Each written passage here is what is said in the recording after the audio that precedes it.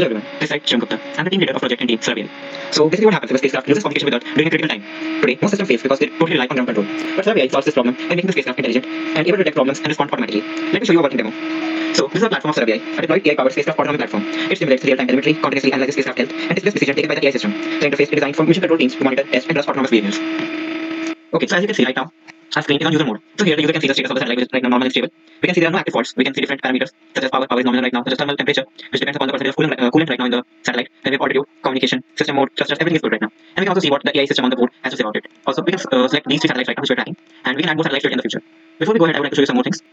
So basically, we are also tracking different parameters on the graph, waiting for the experts to understand the data and take out meaning from them. We can select only one particular level as well and see how the data is changing according to that.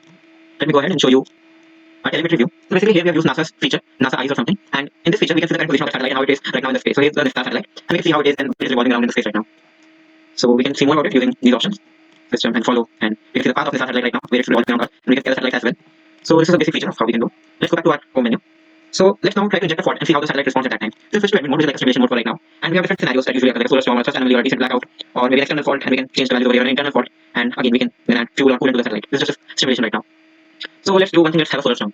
So what happens in a solar storm? Like a solar storm, let's see in the user mode now. So we can see that there is a solar flare intensity, radiation spike, star track offline. Many problems comes when a solar storm hits. Mostly the coolant starts dropping very quickly because the temperatures drop a lot due to solar radiations. Also the altitude is jumping right now, and communication is also a little weak. So the overall system mode is an emergency, which you can see over here as well. Let's ask the AI power system what we should do right now. The AI present on board. So right now, as it's working on a Gemini AI reactor, it takes a little bit of time. But in future, we plan to deploy our own TensorFlow model that we're currently training. And yes, so the AI generates some suggestions. Let's read it out. So it says satellite is in a tumbling state caused by the star tracker offline fault. That means we need to initiate an automated detumble maneuver using magnitude of thrusters.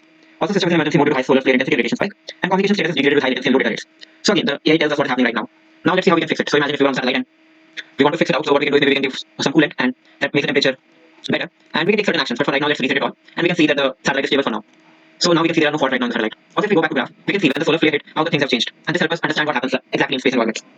So it's a simple demo and MVP of our project right now. And in the future, we would give AI more power to take action on its own and bring the satellite out of such scenarios.